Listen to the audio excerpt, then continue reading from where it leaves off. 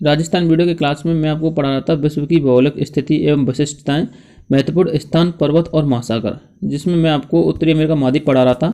उत्तरी अमेरिका महाद्वीप में मैंने आपको ग्रीनलैंड द्वीप समूह तक पढ़ा दिया था और आज हम पढ़ने वाले वहाँ से आगे। लेकिन वीडियो में आगे बढ़ने से पहले मैं उन विद्यार्थियों से कहना चाहूँगा जो विद्यार्थी नए हैं और हमारे चैनल पर पहली बार विजिट कर रहे हैं, तो उनसे मेरा बना हुआ निवेदन है कि आप हमारे चैनल को सब्सक्राइब जरूर कर दीजिएगा। यदि वीडियो पसंद आता है तो वीडियो को लाइक कर देना, और जिन विद्यार्थियों ने हमारे पार्ट फर्स्ट, सेकंड एवं थर्ड को नहीं देखा है तो वो इन तीनों पार्टों को जाकर देख सकता है। मैं इन तीनों पार्टों की लिंक इस वीडियो के डिस्क्रिप्शन बॉक्स में दे दूंगा। और जो विद्यार्थी राजस्थान वीडियो जीके से संबंधित कोई भी टॉपिक देखना चाहते हैं तो वो हमारे चैनल पर विजिट कर सकते हैं। हमारे चैनल पर राजस्थान वीडियो जीके से संबंधित सभी टॉपिक अपलोड किए जा रहे हैं, ठीक है ना। देखिए, मैंने आपके लिए ग्रीनलैंड द्वीप, माउंट मैककिनले चोटी, मृत्यु की घाटी यानी कि डेथ वैली, रॉकीज पर्वतमाला, अपलेशियन पर्वत, ये सारे के सारे पॉइंट मैंने आपके लिए करवा दिए थे। और ये विश्व के जितने भी पॉइंट थे सारे पॉइंट मैंने आपके लिए क्लियर करवा दिए थे, ठीक है ना। और साथ में मैंने एक नोट लिख रखा था यहाँ पे, ये नोट भी मैंने आपको समझा दिया था। वैसे इस नोट में समझने लायक ऐसा कोई पॉइंट है नहीं है, क्योंकि इसमें एक तरह से इसकी जो दिशाएं होती है ना महाद्वीप की, उन दिशाओं में जो अपने महासागर उपस्थित हैं वो सारे महासागर इसमें बताए गए हैं। देखिए, इसमें कहा गया है कि पश्चिम में तो है प्रशांत महासागर, पूर्व और दक्षिण में है आपका अटलांटिक महासागर, और उत्तर में है आपका आर्कटिक महासागर। और अब चलते हैं यहाँ से आगे के पॉइंटों की तरफ, ठीक है ना। देखिए, इसमें अगला पॉइंट लिखा हुआ है, इसके मध्यवर्ती भाग में पाए जाने वाले घास के मैदान प्रियरी कहलाते हैं। क्या कहलाते हैं? प्रियरी कहलाते हैं।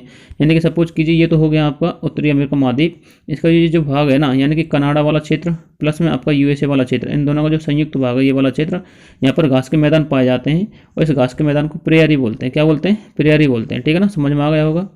आगे बात करते हैं इससे गुजरने वाली रेखाएं कौन कौन सी हैं। देखिए, इससे कौन कौन सी रेखा गुजर के जाती हैं। इससे एक तो आपकी कर्क रेखा गुजर के जाती है और एक इसमें आर्कटिक रेखा गुजर के जाती है, ठीक है ना। अब देखिए किस तरह से गुजर के जाती हैं, मैंने आपके लिए एक डायग्राम दे रखा है, पहले इस डायग्राम को आपके लिए समझा देता हूँ, ठीक है ना।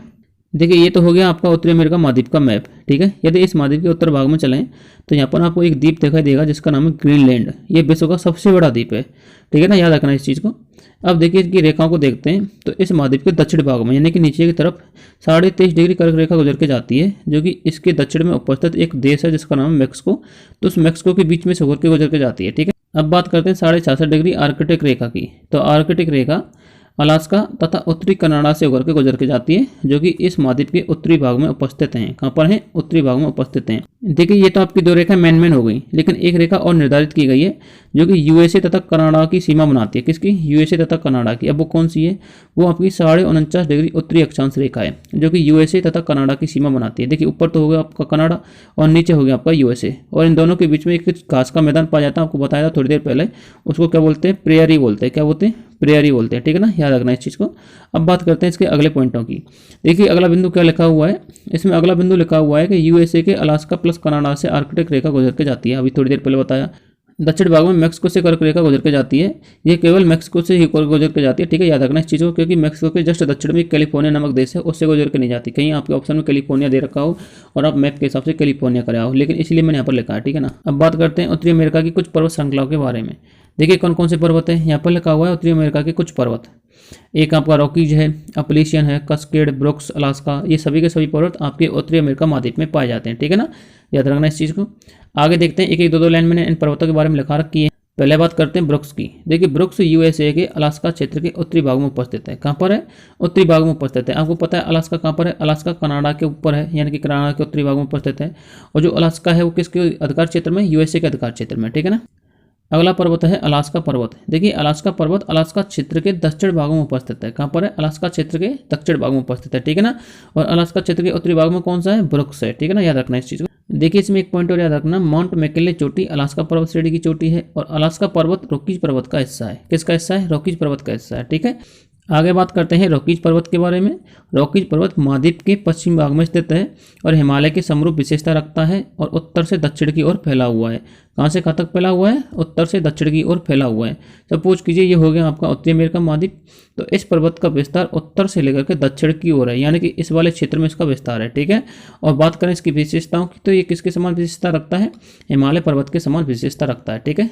आगे बात करते हैं कास्केड पर्वत श्रेणी की। तो कास्केड पर्वत श्रेणी पश्चिमी भाग में उपस्थित है। कहाँ पर है? पश्चिमी भाग में उपस्थित है। इसे तटवर्तीय पर्वत श्रेणी भी कहते हैं। अगला पर्वत है अपलेशियन पर्वत।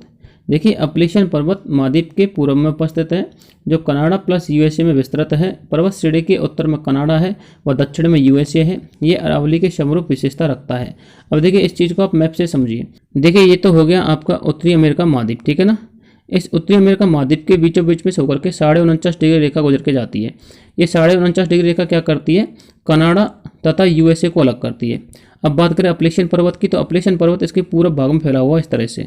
तो हम कह सकते हैं ना कि इसके उत्तर में तो कनाडा बसा हुआ है और इसके दक्षिण में कौन सा है, यूएसए बसा हुआ है, ठीक है ना। देखिए आगे मैंने इसमें एक नोट लिखा रखा है और नोट में देखिए क्या लिखा हुआ है। नोट में लिखा हुआ है कि माउंट मैकिनले चोटी का वर्तमान नाम माउंट देनाली है। क्या नाम है, माउंट देनाली है। यदि आपके लिए एग्जाम में आता है कि उत्तरी अमेरिका महाद्वीप की सर्वोच्च चोटी का नाम क्या है, तो आप क्या करके आओगे, माउंट देनाली, ठीक है ना। अगला बिंदु है महाद्वीप की 4 प्रमुख झीलें जिनसे अंतर्राष्ट्रीय सीमा गुजरती है। अब वो कौन कौन सी झीलें हैं, एक तो आपकी सुपीरियर है, यूरेन, ऑन्टेरियो और एरी। ये चारों की चारों झीलें ऐसी हैं जिनसे अंतर्राष्ट्रीय सीमा गुजरती है। देखिए मैंने आपके लिए मैप में भी इनको समझा रखा है। देखिए ये तो हो गया आपके उत्तरी अमेरिका महाद्वीप का मैप। कौन सा, उत्तरी अमेरिका महाद्वीप का मैप, ठीक है ना। ये उत्तरी अमेरिका महाद्वीप का उत्तरी भाग का मैप है, ठीक है। याद रखना किस भाग का मैप है, उत्तरी भाग का मैप है, जिसमें कनाडा बसा हुआ है, ठीक है ना। कौन सा देश, कनाडा देश। अगर बात करें इनकी झीलों की, तो देखिए झील कौन कौन सी हैं, ये होगी सुपीरियर, यूरेन, ओंटारियो, एरी और ये होगी आपकी मिशिगन। अब देखिए अंतर्राष्ट्रीय सीमा किन किन झीलों से गुजर के जाती है। आपकी अंतर्राष्ट्रीय सीमा सुपीरियर झील से होती हुई यूरेन, ओंटारियो और एरी झील से होकर के गुजर के जाती है, ठीक है। आपकी ये जो मिशिगन झील है ना, इससे गुजर के नहीं जाती है। मैंने मिशिगन झील इसलिए लिखवाई है क्योंकि मिशिगन झील इन चारों झीलों के आसपास है, ठीक है। यदि क्वेश्चन आता है कि इनमें से किस झील में से होकर के अंतर्राष्ट्रीय सीमा गुजर के नहीं जाती है, तो आपको 3 झीलें तो ये दे देगा और चौथी झील दे देगा मिशिगन, ठीक है ना। तो आपको कौन सी करके आनी है, मिशिगन झील करके आनी। देखिए इन झीलों को आप अच्छी तरह से देखिए। इन झीलों की आकृति एक फिंगर के समान है। किसके समान है, फिंगर के समान है, इसलिए इन झीलों को फिंगर लेक के नाम से भी जाना जाता है। यही पॉइंट मैंने आगे लिखा हुआ है। देखिए इसमें लिखा हुआ है कि इन सभी झीलों को फिंगर लेक के नाम से भी जाना जाता है, ठीक है ना। आगे बात करें नियाग्रा जलप्रपात की, तो आपकी एक ओंटारियो झील और एक हो गई आपकी एरी झील। इन दोनों झीलों के बीच में एक जलप्रपात बना हुआ है जिसको बोलते हैं नियाग्रा जलप्रपात, ठीक है। नियाग्रा जलप्रपात के बारे में लिखा हुआ है कि नियाग्रा जलप्रपात विश्व का सबसे बड़ा जलप्रपात है, ठीक है ना। याद रखना इस चीज। अगला बिंदु है ग्रेट साल्ट लेक। देखिए ग्रेट साल्ट लेक यूएसए में उपस्थित है, यानी कि संयुक्त राज्य अमेरिका में। यह विश्व की 3rd सबसे बड़ी खारे पानी की झील है, जिसकी लवणता लगभग 222% है। कितनी प्रतिशत है, 222%। अभी मैंने आपको ग्रेट साल्ट लेक को छोड़ करके जितनी भी फिंगर झीलें बताई थी, तो मैंने आपको बताया था कि सारी की सारी झीलें कनाडा वाले एरिया में है, ठीक है ना। अभी देखिए कनाडा वाले एरिया में और कौन कौन से मुख्य झील उपस्थित हैं जो कि परीक्षा की दृष्टि से महत्वपूर्ण हो सकती हैं। देखिए मैंने आपके लिए कुछ लिखा रखी है कि कनाडा की कुछ प्रमुख झीलें कौन कौन सी हैं। एक तो है आपकी ग्रेट बियर, एक है ग्रेट स्लैव, स्केचवान, रेडियार, आयावास्का। ये सारी की सारी झीलें किसकी दृष्टि से महत्वपूर्ण है, परीक्षा की दृष्टि से महत्वपूर्ण। आप क्यों है समझिए, क्योंकि इन झीलों के आसपास एस्किमो नामक जाति रहती है। कौन सी, एस्किमो। आगे इसमें लिखा हुआ है कि ये झीलें हमेशा हिमाच्छादित रहती हैं, ठीक है ना। कैसी रहती हैं, हिमाच्छादित रहती हैं, यानी कि बर्फ से ढकी हुई रहती हैं, ठीक है। अब देखिए इन झीलों को भी मैं आपके लिए मैप से समझा देता हूँ।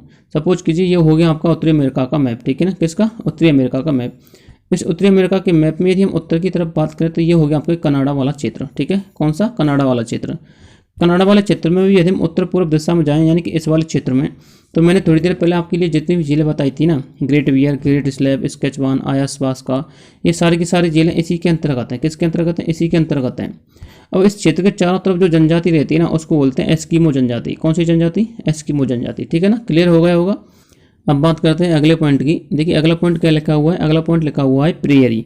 देखिए प्रेयरी क्या, थोड़ी देर पहले मैंने वैसे आपको बता दिया था, यह कनाडा प्लस यूएसए के बीच स्थित शीतोष्ण घास का मैदान है, ठीक है ना। इसमें कनाडा क्षेत्र में गेहूं उत्पन्न होता है तथा यूएसए में इसमें मक्का का उत्पादन होता है, ठीक है। बात करें मांस मंडी, तो मांस मंडी शिकागो में उपस्थित है। शिकागो आपका संयुक्त राज्य अमेरिका में उपस्थित है, ठीक है ना। अगला पॉइंट है एरी और ऑन्टेरियो के मध्य नियाग्रा जलप्रपात है। थोड़ी देर पहले मैंने आपको बताया था। उसके पास में एक वेलर नहर स्थित है। कौन सी नहर है, वेलर नहर। वेलर नहर के कारण नियाग्रा जलप्रपात अस्तित्व में रहता है, ठीक है, यानी कि वेलर नहर के कारण वो नियाग्रा जलप्रपात बना हुआ है, ठीक है। आगे बात करते हैं ओंटारियो झील की। देखिए इसमें लिखा हुआ है ओंटारियो झील से सेंट लॉरेंस नामक नदी निकलती है, जो कि सबसे व्यस्त नदी है किसकी, यूएसए की, ठीक है ना। कौन सी नदी निकलती है, सेंट लॉरेंस नामक। अगला पॉइंट लिखा हुआ है ये नदी कनाडा प्लस यूएसए के मध्य सीमा बनाती है। किस किस के मध्य, कनाडा और यूएसए के मध्य सीमा बनाती है, ठीक। अगला पॉइंट है पंजाकर डेल्टा। देखिए पंजाकर डेल्टा क्या होता है, पंजाकर डेल्टा ज्यादातर कहां पर बनता है, मैक्सिको में बनता है, ठीक है ना। मैक्सिको कहां पर, आपके उत्तरी अमेरिका के दक्षिणी भाग में उपस्थित है, ठीक है। अब देखिए पंजाकर डेल्टा क्या होता है, ये डेल्टा अमेरिका की सबसे लंबी नदी मिसिसिपी अपना जल मैक्सिको की खाड़ी में ले जाकर के बनाती है। इस प्रकार का डेल्टा तेज गति वाली या फिर तेज बहने वाली नदियों के कारण बनता है, ठीक है ना। याद रखना इस चीज़ को। मतलब कहने का मतलब ये है, जो आपका उत्तरी अमेरिका है ना, इसके जो दक्षिण में आपका मैक्सिको है, मैक्सिको के इधर की तरफ एक खाड़ी बनी हुई है, ठीक है ना। इस खाड़ी में आपकी एक नदी बहती है। कौन सी नदी बहती है, मिसिसिपी बहती है, जो कि यहाँ से निकल के चलती है मध्य अमेरिका से।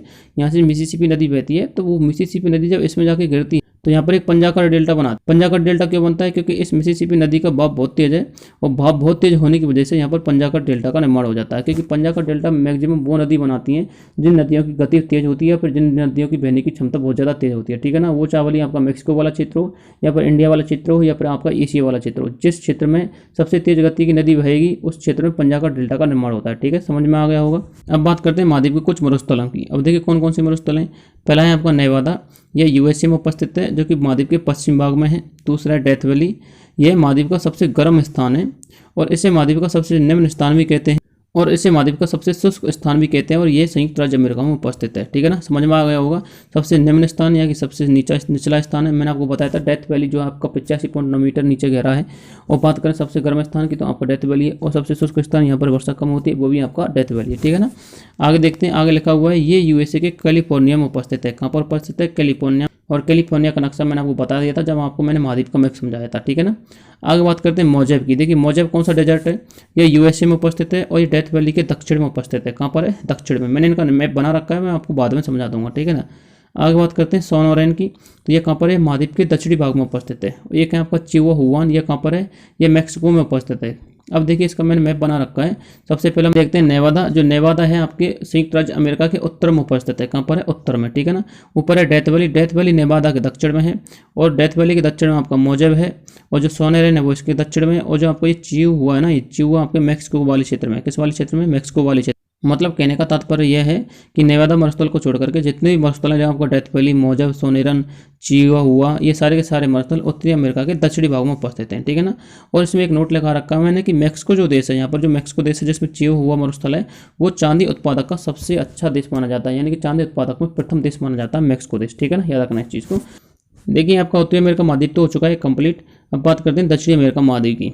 देखिए मैंने आपको शुरुआत में बताया था कि उत्तरी अमेरिका महाद्वीप के दक्षिण में एक महाद्वीप और लटका हुआ है जिसको हम दक्षिणी अमेरिका महाद्वीप भी कहते हैं। ये किसके द्वारा लटका हुआ है? पनामा संधि के द्वारा लटका हुआ है। किसके द्वारा? पनामा संधि के द्वारा। तो याद रखना इस चीज़ को कि दक्षिणी अमेरिका महाद्वीप उत्तरी अमेरिका महाद्वीप से किस संधि के द्वारा लटका हुआ है? पनामा संधि के द्वारा जुड़ा हुआ है, एक तरह से ये समझ लेना, ठीक है ना। अब बात करते हैं इसके एक पॉइंट की। देखिए इसमें लिखा हुआ है कि विश्व का 4th सबसे बड़ा महाद्वीप है। क्षेत्रफल की दृष्टि से यदि देखा जाए तो क्षेत्रफल है 1,78,19,000 वर्ग किलोमीटर। विश्व के 11.9% क्षेत्रफल पर फैला हुआ है। ये स्थलमंडल की बात हो रही है। यदि विश्व के कुल पृष्ठीय क्षेत्रफल की बात करें तो कुल 3.5% क्षेत्रफल पर आपका दक्षिणी अमेरिका महाद्वीप फैला हुआ है, ठीक है ना। अब देखिए हम बात करते हैं रेखाएं कौन कौन से गुजर के जाती हैं। इस महाद्वीप से 2 रेखाएं गुजर के जाती हैं। एक तो आपकी विषुवत रेखा यानी कि 0 डिग्री अक्षांश रेखा यानी कि भूमध्य रेखा और एक आपकी गुजर के जाती है मकर रेखा। अब देखिए एक एक रेखा के बारे में समझ लेते हैं। सबसे पहली है आपकी विषुवत रेखा। तो ये रेखा दक्षिणी अमेरिका महाद्वीप के उत्तरी भाग में एक देश है जिसका नाम है इक्वाडोर देश। इस देश से होकर के गुजर के जाती है, ठीक है ना। अगली है आपकी मकर रेखा। तो मकर रेखा दक्षिणी अमेरिका महाद्वीप के मध्यवर्ती भाग से गुजर के जाती है, यानी कि बिल्कुल बीच में से होकर के गुजर के जाती है। अब देखिए इन रेखाओं को मैप के जरिए समझ लेते हैं। मैंने आपके लिए एक मैप बना रखा है तो मैं आपको एक मैप से समझा देता हूँ। सपोज कीजिए ये तो हो गया आपके दक्षिणी अमेरिका महाद्वीप का मैप, ठीक। देखिए विषुवत रेखा उत्तर दिशा में इक्वाडोर कंट्री से होकर के गुजर के जा रही है। ये मकर रेखा है, ये आपकी बिल्कुल इसके मध्य से होकर के गुजर रही है। अब देखिए मैं आपके लिए कुछ नाम बता रहा हूँ, कुछ कंट्री के, कुछ चोटियों के और कुछ जिलों के। आप उनको अपने दिमाग में सेट कर लेना क्योंकि उनके बारे में मैंने आगे कुछ लिखा रखा है, वो आपको अच्छी तरह तो समझ में आ जाएगा, ठीक है ना। अब देखिए इसके नाम कौन कौन से हैं। ये है आपका उत्तर दिशा में वेनेजुएला देश। कौन सा है? वेनेजुएला देश, ठीक है ना। यह है आपका कैरिबियाई सागर, ये भी आपके उत्तर दिशा में, ठीक है ना। बात करें ये हो गया आपकी विषुवत रेखा। ये हो गया आपका इक्वाडोर देश, ठीक है, यानी कि इक्वाडोर कंट्री। अभी हम बात करते हैं एक झील की। तो ये है आपकी टिटिकाका झील। कौन सी झील है? टिटिकाका। और ये हो गया आपका एक चोटी जिसका नाम है एकांगुआ चोटी। क्या नाम है? एकांकागुआ चोटी। अब देखिए आपको एक थोड़ा सा ब्लैक में आपको इस तरह से पर्वतमाला से दिखाई दे रही होगी। यह है आपकी पर्वतमाला जो कि इसके पश्चिम दिशा में है। तो पश्चिम दिशा में इस पर्वतमाला का नाम क्या है? इसका नाम है एंडीज पर्वतमाला, ठीक है। अब देखिए इसके पश्चिम में तो है आपका प्रशांत महासागर और इसके उत्तर दिशा की अगर हम बात करें तो यहाँ पर है आपका अटलांटिक महासागर। यदि हम बात करें इसके दक्षिण दिशा की तो यह है आपका दक्षिणी ध्रुव महासागर, ठीक है ना। इन चीज़ों को आप याद रखना। अब चलते हैं इनके पॉइंटों की। इसका पहला बिंदु है कि इसे पक्षियों का महाद्वीप भी कहा जाता है तथा इसे कोलंबस का भारत भी कहा जाता है। किसका भारत? कोलंबस का भारत कहा जाता है क्योंकि कोलंबस ने इसकी खोज की थी एक भारत के रूप में, ठीक है ना। आगे बात करते हैं, इसमें लिखा हुआ है कि महाद्वीप का अधिकांश भाग दक्षिणी गोलार्ध में उपस्थित है। कहाँ पर उपस्थित है? दक्षिणी गोलार्ध में, क्योंकि आपको पता ही है मकर रेखा दक्षिण दिशा में आ जाती है, यानी कि दक्षिणी गोलार्ध में आ जाती है। तो इसकी मकर रेखा बिल्कुल बीचों बीच में होकर के गुजर के जा रही है। तो इसका मतलब इसका अधिकांश भाग कहाँ पर उपस्थित है? दक्षिणी गोलार्ध में उपस्थित है, ठीक है ना। अगला पॉइंट है, इसमें कुल 15 देश हैं। कितने देश हैं? कुल 15 देश हैं। अगला बिंदु है कि वेनेजुएला देश की करौनी नदी पर संसार का सबसे ऊंचा जलप्रपात बना हुआ है जिसका नाम है एंजेल जलप्रपात। क्या नाम है? एंजेल जलप्रपात। अगला बिंदु है एंडीज पर्वतमाला। देखिए एंडीज पर्वतमाला क्या है, ये विश्व की सबसे लंबी पर्वत श्रेणी है। ये दक्षिण अमेरिका महाद्वीप के पश्चिमी भाग में उपस्थित है। ये नवीनतम पर्वतमाला है। किस पर्वतमाला है? नवीनतम पर्वतमाला है, यानी कि ये नवीनतम पर्वतमाला है तो इसकी सारी की सारी विशेषता किसके समान हो गई? हिमालय के समान हो गई, ठीक है ना।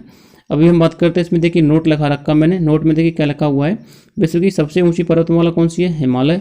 और इसकी लंबाई कितनी है? 2400 किलोमीटर। और इसकी ऊंचाई कितनी है? 6100 किलोमीटर। क्योंकि आपकी जानकारी के लिए लिखा रखा है, क्योंकि यदि बात करें दक्षिण अमेरिका महाद्वीप की, तो दक्षिण अमेरिका महाद्वीप की सबसे लंबी पर्वतमाला तो है एंडीज पर्वतमाला। यदि हम बात करें विश्व की सबसे लंबी पर्वतमाला की, तो वह है आपकी हिमालय की पर्वतमाला, ठीक है ना, याद रखना इस चीज़ को। आगे हम बात करते हैं एकांकागुआ चोटी की। तो देखिए दक्षिण अमेरिका महाद्वीप की सबसे ऊंची चोटी है कौन सी? एकांकागुआ चोटी, जो कि एंडीज पर्वतमाला के चिली तथा अर्जेंटीना नामक देशों के मध्य उपस्थित है। कहाँ पर उपस्थित है? एंडीज पर्वतमाला में चिली तथा अर्जेंटीना नामक देशों के बीच में उपस्थित है, ठीक है ना। अभी मैं इसको थोड़ी देर बाद में मैप के जरिए भी समझा दूंगा, ठीक। आगे लिखा हुआ है टिटिकाका झील। देखिए टिटिकाका झील के बारे में क्या लिखा हुआ है, यह विश्व की सर्वोच्च झील है। ये पेरू तथा बोलिविया नामक देशों की सीमा पर उपस्थित है और यह एक नौका परिवहन की झील है। कैसी झील है? नौका परिवहन की झील है, यानी कि यहाँ पर नौका परिवहन का काम सबसे ज़्यादा किया जाता है, ठीक है ना। आगे बात करते हैं ब्राज़ील की। देखिए ब्राज़ील इस महाद्वीप का सबसे बड़ा देश है। यदि हम बात करें पूरे विश्व में, तो पूरे विश्व में ये 5वें स्थान पर आता है, ठीक है ना। आगे बात करते हैं अमेजन नदी की। देखिए अमेजन नदी क्या है? यह विश्व की द्वितीय सबसे बड़ी नदी है। ये एंडीज पर्वतमाला के क्षेत्र से निकलकर पूर्व दिशा में बहती हुई अटलांटिक महासागर में गिर जाती है। इसमें लगभग 1000 से अधिक सहायक नदियाँ आकर के मिलती हैं, जिस वजह से ये जब अरब सागर में गिरती है तो लगभग 300 किलोमीटर दूरी तक अपनी एक अलग से एक नदी के रूप में दिखाई देती है, ठीक है ना। आगे एक पॉइंट और लिखा हुआ है कि इस नदी में स्थित वनों को सैलवाज कहा जाता है। क्या कहा जाता है? सैलवाज कहा जाता है, ठीक है, याद रखना। अब देखिए मैं आपके लिए थोड़ा सा समझा देता हूँ। सपोज कीजिए ये तो हो गया आपका दक्षिणी अमेरिका महाद्वीप। कौन सा महाद्वीप? दक्षिणी अमेरिका महाद्वीप। तो यहाँ पर है आपका ब्राज़ील देश। कौन सा देश? ब्राज़ील देश, ठीक है ना। और इस ब्राज़ील देश में इस वाली जगह पर आपकी अमेजन नदी बहती है। कौन सी नदी? अमेजन नदी। और वो अमेजन नदी इधर आकर के गिर जाती है, ठीक है ना। ये है आपका अरब सागर, तो वो यहाँ पर आकर के गिर जाती है, ठीक है। अभी हम बात करें तो इस अमेजन नदी के कारण यहाँ पर कुछ हरा भरा क्षेत्र हो जाता है उत्पन्न। तो इस हरे भरे क्षेत्र के कारण यहाँ पर वन उत्पन्न हो जाते हैं। तो इस प्रकार के वनों को क्या कहा जाता है? सैलवाज कहा जाता है। क्या कहा जाता है? सैलवाज कहा जाता है, ठीक है। तो आपके समझ में आ गया होगा। यहाँ पर तो है आपका ब्राज़ील देश, यानी कि ये ब्राज़ील देश हो गया। ब्राज़ील देश से होकर के बह रही है आपकी अमेजन नदी, जो कि अरब सागर में गिर जाती है। यहाँ पर इस अमेजन नदी के कारण कुछ वनस्पति उत्पन्न हो जाती है, जिसको बोलते हैं सैलवाज वनस्पति। कौन सी वनस्पति? सैलवाज वनस्पति।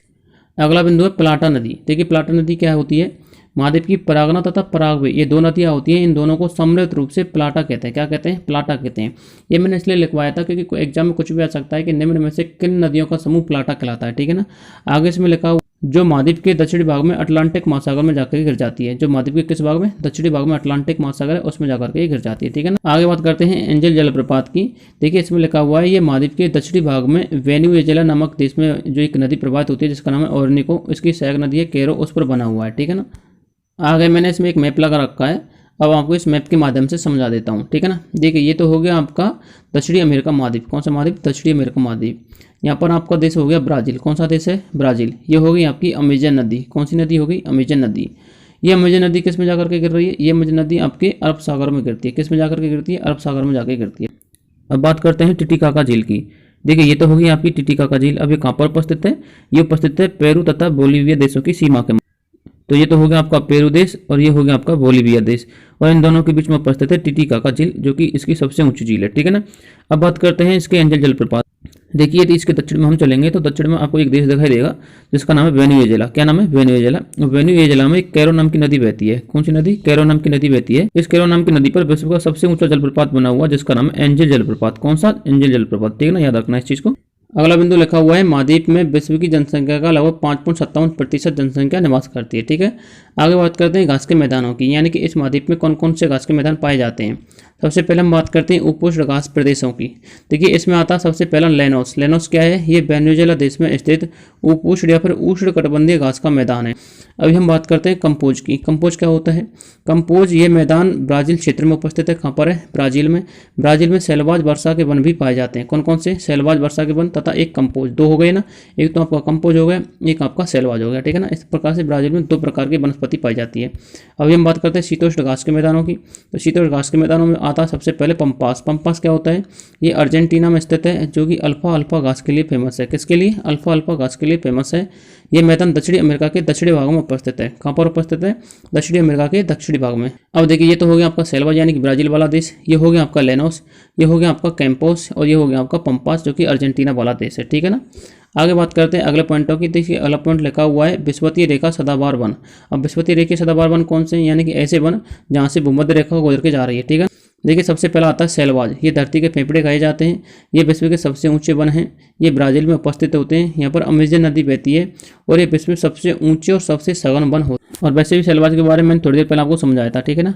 एक आती है फेजेंडा। फेजेंडा क्या होता है, ये ब्राज़ील में उपस्थित कॉफ़ी के बागान होते हैं। क्या होते हैं, कॉफ़ी के बागान होते हैं जो कि ब्राज़ील में उपस्थित होते हैं। अगला बिंदु है अटाकामा। देखिए अटाकामा क्या होता है, ये विश्व का सबसे शुष्क मरुस्थल है। कैसा मरुस्थल है, सबसे शुष्क है, जो कि चिली तथा पेरू देशों के मध्य उपस्थित है। कहाँ पर उपस्थित है, चिली तथा पेरू देशों के मध्य। सपोज कीजिए ये तो हो गया आपका दक्षिण अमेरिका महाद्वीप का मैप। कौन सा मैप, दक्षिण अमेरिका महाद्वीप। अब देखिए इसके पश्चिमी भाग में चलते हैं तो मैंने आपके लिए 2 देश बताए थे। एक तो था आपका पेरू और एक था आपका बोलीविया, ठीक है ना। इस तरह से 2 देश हो गए। और दक्षिण भाग में भी इसके 2 देश हैं। कौन कौन से हैं, एक तो है आपका चिली और एक है आपका अर्जेंटीना। अब देखिए ये मरुस्थल कहाँ पर उपस्थित है, ये मरुस्थल आपके इस पेरू वाले हिस्से से लेकर के इस चिली वाले हिस्से तक, यानी कि इस वाले क्षेत्र में आपका ये मरुस्थल उपस्थित है, ठीक है ना। अब याद रखना इस चीज़। अगला पॉइंट है लापाज। देखिए लापाज क्या है, ये विश्व की सबसे ऊंची राजधानी है, जो कि बोलीविया देश की है। किस देश की है, बोलीविया देश की है। ये बोलीविया देश कहाँ पर उपस्थित है, ये पश्चिमी भाग में उपस्थित है। थोड़ी देर पहले मैंने अभी आपको बताया था, ठीक है ना।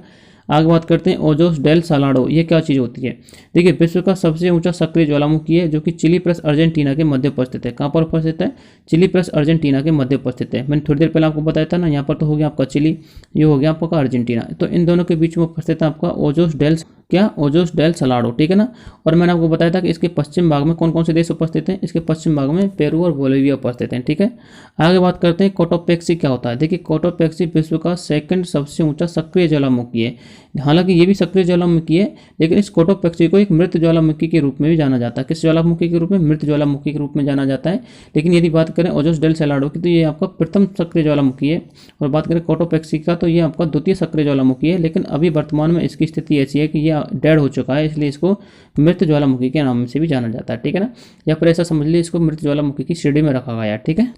अगला बिंदु है आपका अंटार्कटिका महाद्वीप।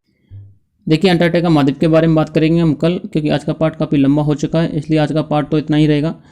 यदि आपको हमारा वीडियो पसंद आए तो हमारे वीडियो को लाइक कर देना तथा चैनल को सब्सक्राइब जरूर कर देना और वीडियो को दोस्तों के साथ शेयर कर देना। मिलते हैं नेक्स्ट पार्ट में, तब तक के लिए जय हिंद और जय भारत।